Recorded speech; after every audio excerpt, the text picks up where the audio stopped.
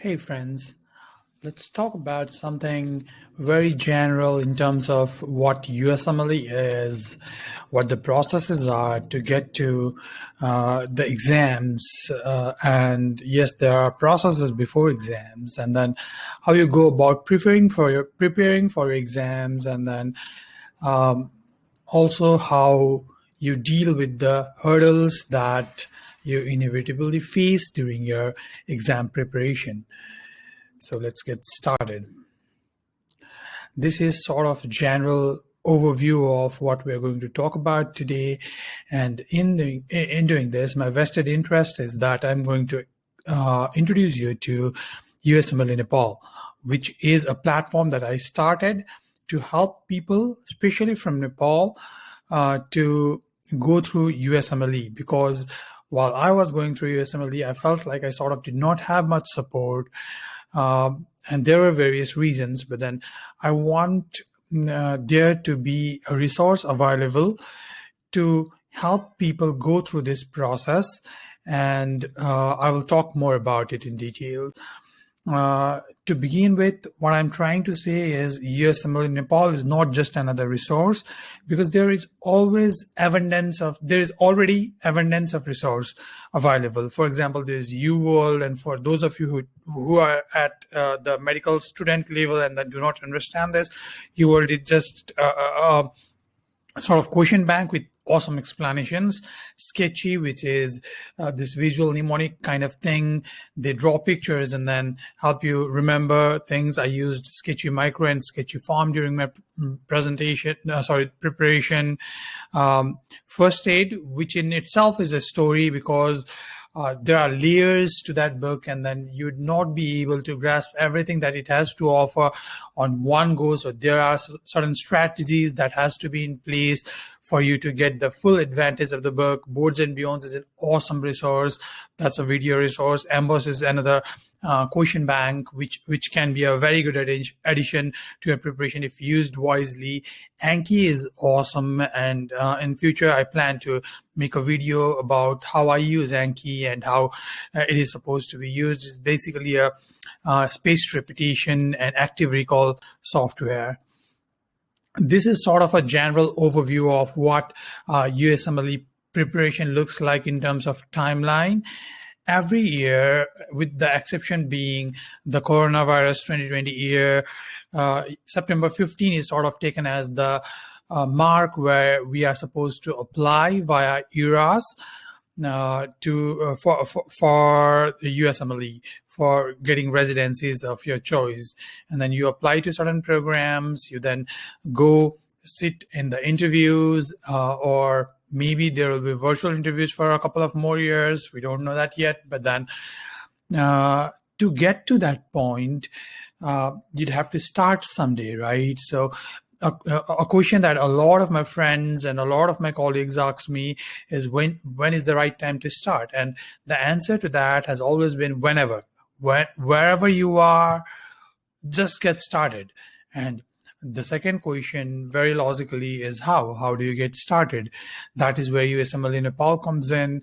We will help you plan your studies. We will help you be accountable to your study schedule. Will help you plan a very, very robust and very engaging kind of sort of sprinkled with the objectifying milestones, and we'll talk about it more. But then the sort of overview of the USMLE is this one, and the next slide will actually clarify this even more.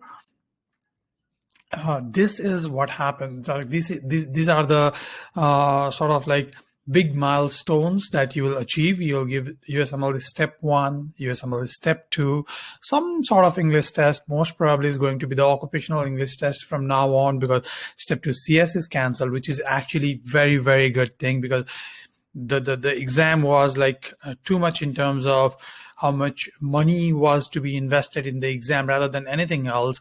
The preparation wise, it was a very simple exam. Everybody would pass, but then money wise, it was a whole another level of disaster. And then you get ECFMG certified. For us, IMGs, Step 3 can be considered an exam that sometimes may be necessary to take before you apply via ERAS. That would certainly give you an ease. That will certainly give you an exam advantage, and we'll talk about each of these steps. Like I told you, this is just a general overview. And then there comes observerships and electives, which are collectively called US clinical experience, are sort of like one size fits all.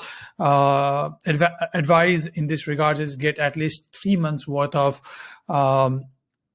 US clinical experience, but there are things we need to talk about in this regard as well. And then you apply via ERAS. Your personal statement matters a lot. Your overall curriculum vitae matters a lot. And then we'll talk about all of this in subsequent videos, but then for today, I'm sort of like just going through it in the way that, for example, you are a medical student who is just getting started and wants to know, like, what is this USMLE business? Like, how do you go about it? Where do I get started? What is the sort of overarching philosophies behind it? And then how does it look like? So this is how the journey looks like. Now, let me talk to you about the resources in terms of like relevant exams. So for example, when it comes to USMLE Step 1, the most famous ones, actually they have a acronym for them. It is UFAPS. So U is UWorld, FA is First Aid, P is Pathoma, and S is Sketchy. You can of course tell our other resources in this and then make it your own and then use it to your advantage. But think about it.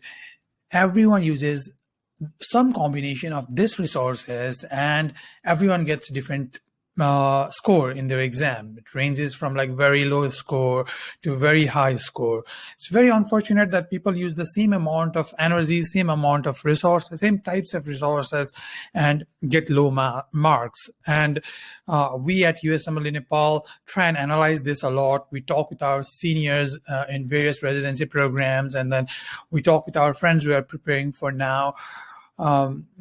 right now, and then time and again, we have realized that accountability is the biggest hurdle and is the biggest factor that actually differentiates someone getting 210 or 270, albeit using the same resources. And that is where USMLENepal comes in. That is how we think we can help you. And we'll talk about that in the end of this video. The most general advice that everyone gives everyone else is to go through it once, flag all the questions you get wrong or guess on, then do the mark questions one more time.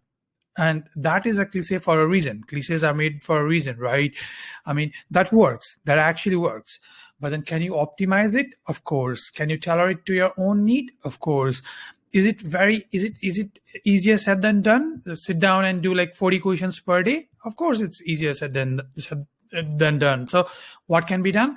You can get help in that regards. And then let's talk about USMLE Step 2 CS. Thank God it's gone. It took a pandemic, but then it's gone. And then I'm really happy that it is gone. The only disadvantage that we have as IMGs now is that we might not be able to get into US, get the visa, and then do our clinical experiences while we are here to give you a Step 2 CS exam.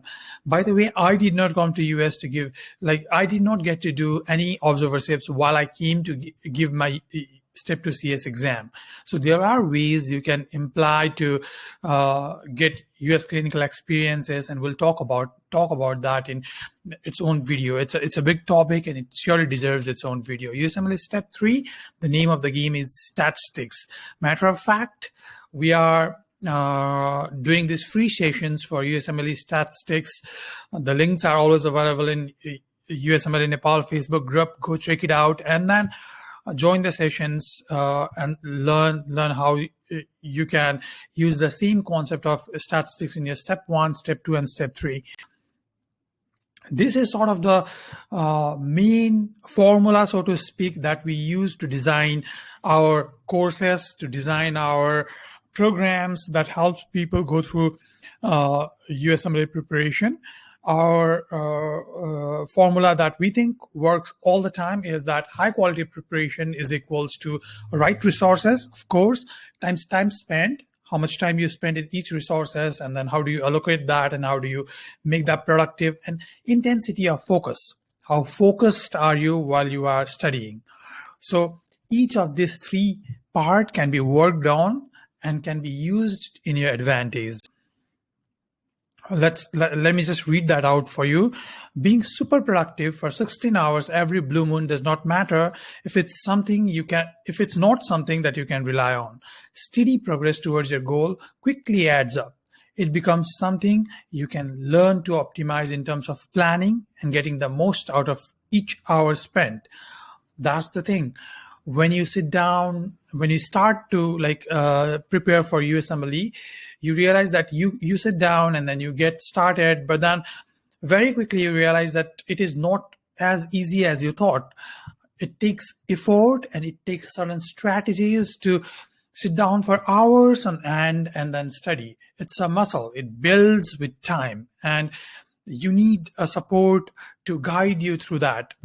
Not all of us has support in terms of like our family members have already done USMLE or gone through the process. Our friends have already done this, and they are willing to help us day in and day out. If that's the case, then bravo, that's the best way to go about it. But then if you do not have that support, then USMLENepal is always there to help you.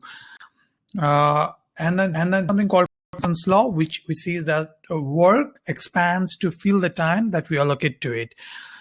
For example, when I started doing preparing for USMLE, I used to be able to only complete 20 questions throughout my day, 20 word questions throughout my day. And then I'm sure some of you are in that phase and struggle with completing 20 questions. But then eventually you reach to like 80 questions per day, and then you'd still be able to do those 80 questions without compromising quality. Let me tell you. But then it takes persistence, it takes discipline, and it takes support.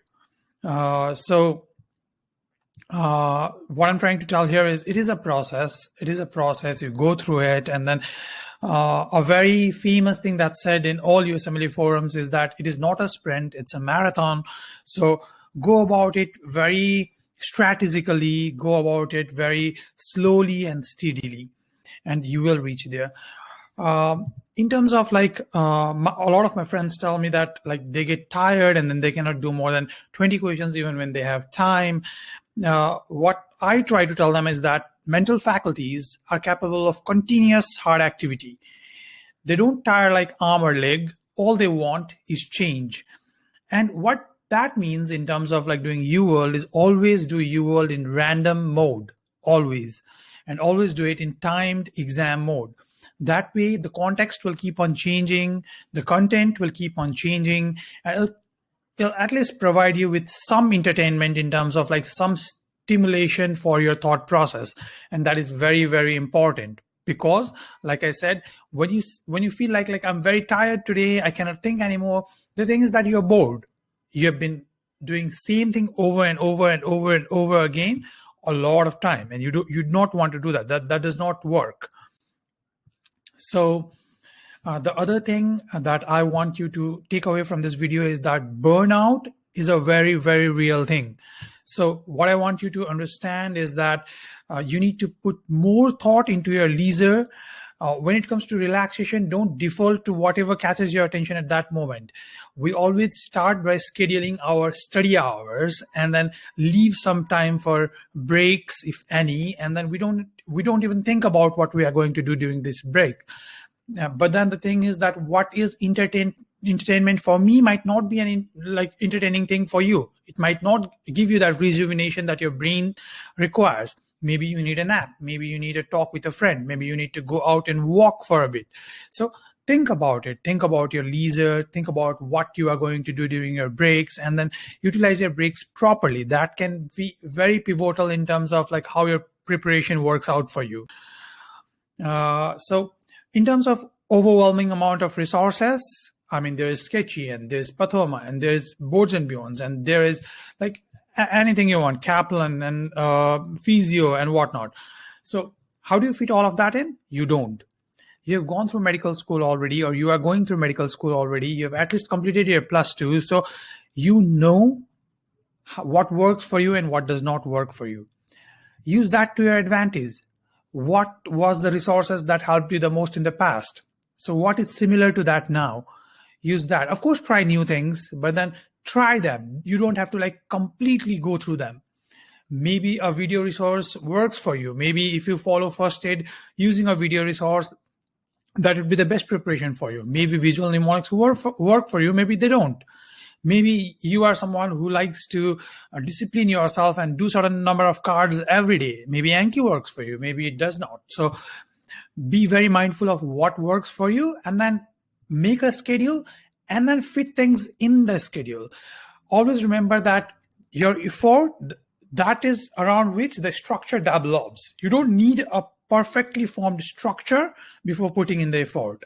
That is something that actually I want you to remember. If you forget everything I say in this video, I want you to remember that. So a lot of people ask me, how do you go about doing UWorld? And one very, very general sort of advice that I give to them is always do it in random mode, always do it in exam mode. Other than that, what I want you to understand is try and get into the head of the question writer. Like, why were you asked this question? I tend to go back to this one question. While I was doing my pre-med, I was asked, how many cervical vertebrae does a giraffe have? And that was a very weird question, because then I thought, so am I supposed to know like how many vertebrae all the animals, like all the species have? The answer obviously is no. The question actually was, do you realize that giraffe is a mammal? And all mammals have 7 cervical vertebrae. So giraffe will have 7 cervical vertebrae. It was a very, very easy question if you think about it. The question was, do you realize that a giraffe is a mammal? What I want you to take away from that is, whenever you read a question in UWorld, it's trying to assess, it's trying to test you on a basic principle. Try and boil it down to that basic principle. And when you do, write that down. Also think about your thought process. What did you think? What were the steps that you thought? What were the steps that you took in your head space to arrive at the conclusion that you chose this answer? Be it right, be it wrong. That's a very different matter. But then you thought about something and then you arrived at, right? So after you are done with the questions, I want you to go back and correct that thought process if it needs correcting. What I mean is, if you arrived at an answer because you lacked a fact, that's fine. You just like read up on that fact, and then now you can arrive at that answer whenever you want. But then if you arrived at that answer because you sort of did not understand a general principle, a general point, then go back to that general point, be it in first aid, be it in boards and beyonds, whatever is your resource of choice. But then go and fill that gap in your thought process. Only then the UWorld experience actually works for you.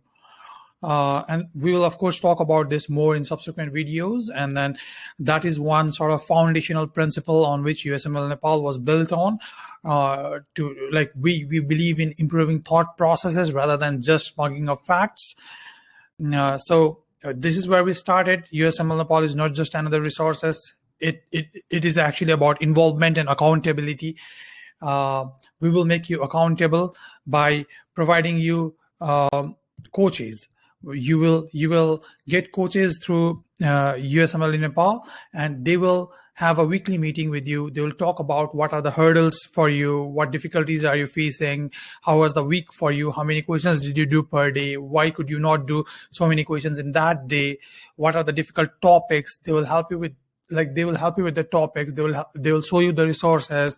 They will give you certain homework. They will show you a milestone. They will want you to achieve, like for example, your milestone might be to get 220 in Form 21 by the next month.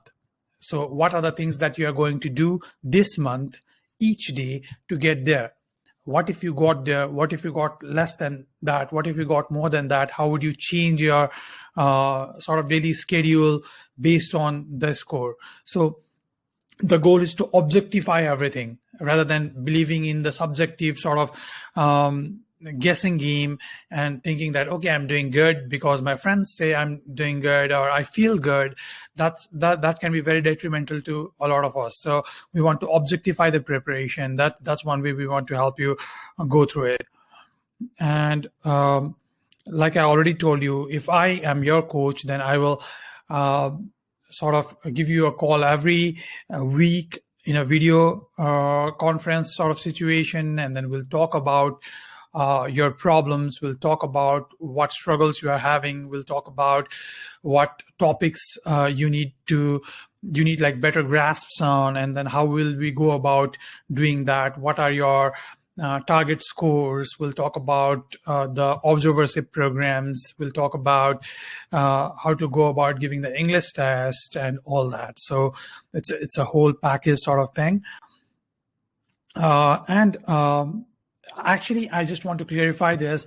The issue with an expert teaching a beginner is that they are so far gone, out of touch, and on a different level, they struggle to remember the experience of the beginner, what the experience of the beginner is like. What that means is, because we have everyone who is involved in USMLE Nepal has just completed their USMLE and are doing residencies, they understand what the difficulties are. So that is the reason we think that they would be able to help you the most, because they understand what the difficulties are. They understand that after doing 15 or 20 questions, you feel like you cannot think anymore. They understand that while up until yesterday you were, going about your normal social life, and today you decide to lock up yourself and then start studying, you'd have disturbances. People will call you. Your relatives would have certain expectations from you. The social events will not stop just because you started studying. So we understand that you need guidance in managing all those things, in addition to managing your study resources and your study timetable and your timeline, so as to when you are going to apply. And then there are changes like introduction of the sixth pathway, or changes like dissolution complete of step 2 CS, or this new English test. So we are here to help you with everything. Now, that's what I just told you. It's built by recent USMLE aspirants. We were in your shoes not very long ago, so we understand what's going on, and that is the biggest advantage we think we have in helping you. These are the 4 basic pillars on which USMLE Nepal wants to stand on. It is about consistency, it is about discipline, it is about accountability, and it's about involvement. So we like to say that we are not mentors, we are not consultants, we are coaches, meaning a mentor is someone who would just motivate you, who would say that you have to go through this, you can do it. But then we are not just that. And we are not consultants, meaning we are consultants are experts who are supposed to teach you certain things. We are not teachers. We want to guide you through this process, but then we don't want to sit down and then teach you genetics or teach you biochemistry. That's not how we are going to do this. Of course, because we have gone through the subject, we'd be able to clarify certain concepts, but that's not the package. That's just an addition to the package. The package is that we understand how the process of preparing for USMLE goes, and we want to help you go through it. That's the whole package. This is basically the contact information for now. The best way to reach us is, of course, the contact page of USMLENepal.com, and I hope to see you there. I hope that this would be helpful to all of you. Take care, guys, and best of luck with your preparation. Bye-bye.